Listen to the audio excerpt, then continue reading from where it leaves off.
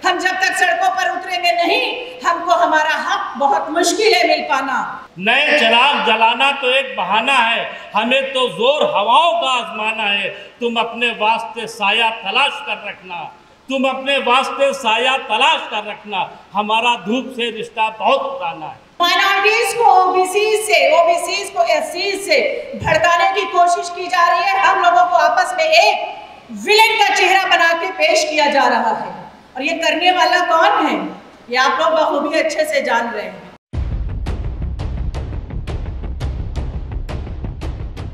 बहुत शुक्रिया जस्टिस नकवी साहब, मुझे इतना बड़ा मंच प्रोवाइड करने के लिए, और हमारे डाइस पर तशरीफ़ फरमा सभी मेहमानान का मैं तहे दिल से इस्तकबाल करती हूँ, स्वागत करती हूँ कि आप सभी हमारे लखनऊ की सरजमी पर तशरीफ़ लाए और हमारे लिए फ़ख्र का बायस बने।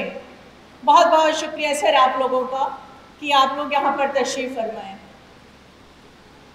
दोस्तों, आप सभी को हमारा इनकलाबी सलाम, और मेरे साथ एक नारा लगाइए, जय भीम, जय मंडल, जय भीम। मज़ा नहीं आ रहा है? मैं एक महिला हूँ, आपसे तेज आवाज में बोल सकती हूँ, लेकिन इतने सारे पुरुष बैठे हैं, क्या बात है, आवाज में दम नहीं है। जय भीम, जय मंडल, जय संविधान।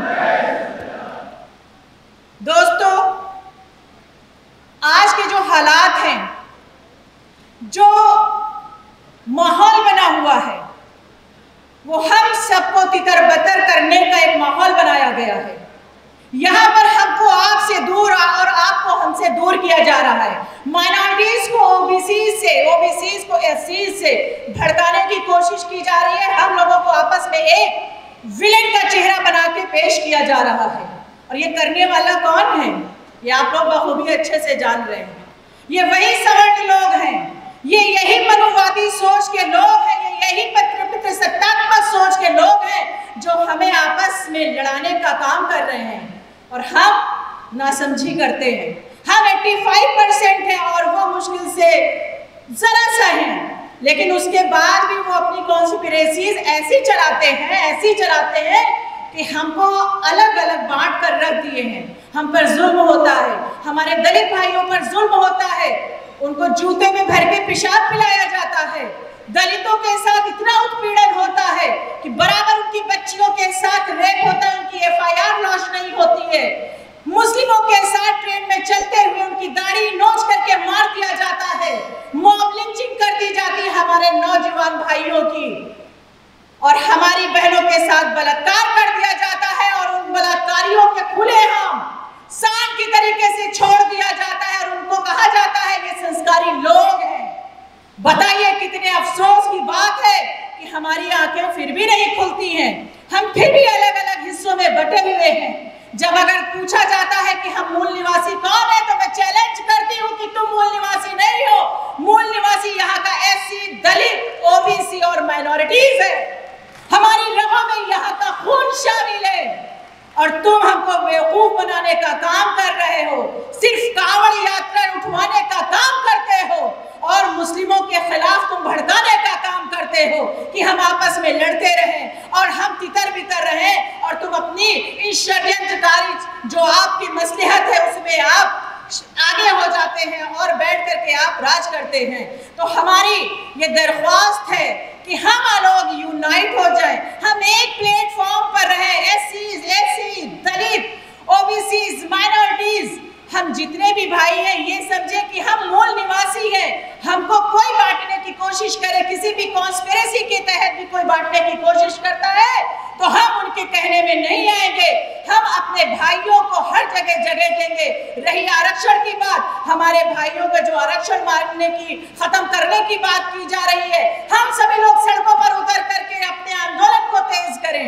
हम जब तक सड़कों पर उतरेंगे नहीं, हमको हमारा हक बहुत मुश्किल है मिल पाना।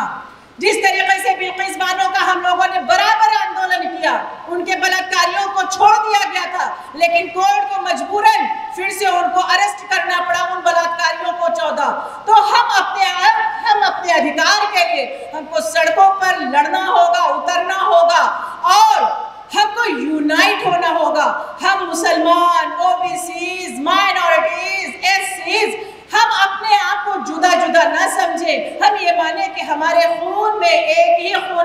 है, और जो हमको बांटने का काम कर रहे हैं उनको हमें मुंह की खिलानी पड़ेगी। इसलिए मेरे दोस्तों, हम इस प्लेटफॉर्म से, इस इतने बड़े सम्मेलन से मैं यही आप सभी से निवेदन करूंगी, गुजारिश करूंगी कि हम सब लोग एक रहें और अपने हक की लड़ाई करने के लिए यहाँ पर ये ना देखें कि ये ओबीसीज का मामला है तो हम मुसलमान होके ना खड़े हो। अगर ओबीसीज का इश्यूज है तो मुसलमान को आगे आना पड़ेगा, मुसलमान का इश्यूज है तो ओबीसीज और एससीज को आना पड़ेगा, तब जाके हम आगे बढ़ पाएंगे, हम अपने राष्ट्र को आगे बढ़ा पाएंगे और इन मनुवादी सोच के लोगों को उखाड़ फेंकेंगे। बस ज्यादा वक्त नहीं लूंगी क्योंकि हमारे बहुत सारे बुद्धिजीवी साथी यहाँ पर बैठे हुए हैं बोलने के लिए।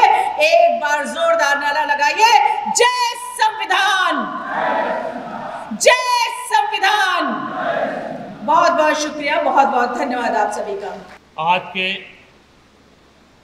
इस जलसे की, इस प्रोग्राम की सदारत कर रहे हैं आली जनाब जस्टिस वीरेंद्र यादव जी, और आज के इस प्रोग्राम के मेहमान खुसूसी आली जनाब पी विल्सन साहब, मंच पर बैठे हुए तमाम दानिश्वर हजरात, और आज के इस प्रोग्राम की निज़ामत कर रहे हैं। और मैं ये कहूँ कि जिन्होंने इस बज़्म को सजाने में बड़ी मेहनत की, बड़ी मशक्क़त की, इनके ख्यालात मैं हमेशा से काफ़ी अरसे से सुनता आ रहा हूँ। जनाब बीडी नकवी साहब और तमाम यहाँ पर हमारे साथी, कौमी तंजीम के हमारे साथी यहाँ पर मौजूद है। मैं इन सब का लखनऊ की सरजमी पर खैर मकदम करता हूँ, स्वागत करता हूँ, अभिनंदन करता हूँ, वंदन करता हूँ, नमन करता हूँ।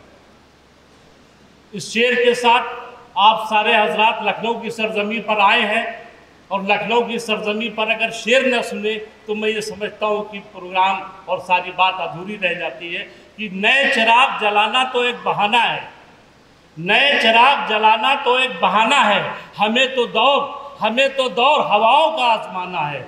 नए चिराग जलाना तो एक बहाना है, हमें तो जोर हवाओं का आजमाना है। तुम अपने वास्ते साया तलाश कर रखना, तुम अपने वास्ते साया तलाश कर रखना, हमारा धूप से रिश्ता बहुत पुराना है। हम सारे लोग, जो सारे लोग हैं यहाँ पर, दलित, पिछड़े, ओबीसी, एससी, एसटी, मुस्लिम, तमाम वर्ग के लोग हैं।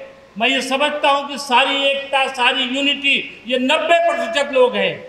लेकिन मुझे इस बात की बड़ी हैरत होती है, बड़ा ताज्जुब होता है कि इस 90% लोग की जो खैरख्वाह हैं, और जो इन 90% लोगों की जो बात करते हैं, दलितों की जो बात करते हैं, ओबीसी की जो बात करते हैं, वो अपर कास्ट से बीडी नकवी साहब है। ये बहुत बड़ी बात है। इन सब के लिए हम अपने कौमी तंजीम की तरफ से बीडी नकवी साहब को भी बधाई मुबारकबाद देता हूँ।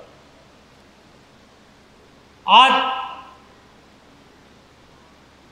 समाज में कैसा माहौल है, सामाजिक न्याय सम्मेलन हो रहा है, और मैं ये कहूँ कि एक फिर शेर मुझे याद आता है कि हज़ारों साल नरगिस अपनी बेनूरी पे रोती है, हज़ारों साल नरगिस अपनी बेनूरी पे रोती है, वो बड़ी मुश्किल से होता है चमन में दीदोवर पैदा।